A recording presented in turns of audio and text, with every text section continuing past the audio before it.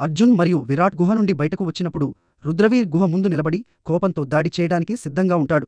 అర్జున్ మరియు విరాట్ కూడా రుద్రవీర్ను గమనించి కఠినంగా చూస్తారు. వెంటనే రుద్రవీర్ తన మాయాజాలం పవర్తో వారిపై దాడి చేస్తాడు. అర్జున్ మరియు విరాట్ ఇద్దరూ చాలా దూరం పడిపోతారు. విరాట్ చేతిలో ఉన్న ఖడ్గం కూడా రుద్రవీర్ యొక్క దాడి కారణంగా చాలా దూరం పడిపోతుంది. తర్వాత రుద్రవీర్ విరాట్ దగ్గరకు చేరుకుంటాడు. తన మాయాజాల ఆయుధాన్ని విరాట్పై దాడి చేయడానికి ఎత్తుతాడు. అయితే ఆ సమయానికి కర్ణ మధ్యలో రక్షకుడిగా వచ్చి తన శరీరాన్ని బలిగా పెట్టి విరాట్ను రక్షించడానికి రుద్రవీర్ యొక్క మాయాజాల ఆయుధాన్ని అడ్డుకుంటాడు. ఈ దాడితో కర్ణ కింద పడిపోతాడు. విరాట్ నోవూ ఓ అంటూ అరుస్తాడు. అప్పుడు విరాట్ కోపంతో రుద్రవీర్ మీద దాడి చేసి రుద్రవీర్ని అంతం చెయ్యాలి అని చూస్తాడు. కానీ రుద్రవీర్ శక్తిని ఆపలేకపోతాడు. మళ్ళీ ప్రయత్నిస్తాడు. అప్పుడే అర్జున్ వేగంగా విరాట్ యొక్క ఖడ్గాన్ని నేల నుండి ఎత్తుకుంటాడు. అర్జున్ గట్టి గళంతో విరాట్ అంటూ గట్టిగా పిలిచాడు.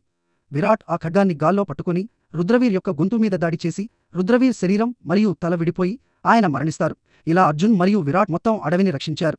జీవితం ఎప్పుడూ యుద్ధం లాంటిది. మీ సమరం ఎలాగైనా కష్టాలు ఎదురయ్యే పక్షంలో స్నేహం మరియు ధైర్యం ద్వారా మీరు ఎప్పుడూ విజయం సాధించగలుగుతారు. ఇలాంటి మరిన్ని స్టోరీస్ కోసం మా ఛానల్ని కథ వింటావని సబ్స్క్రైబ్ చేసుకోండి.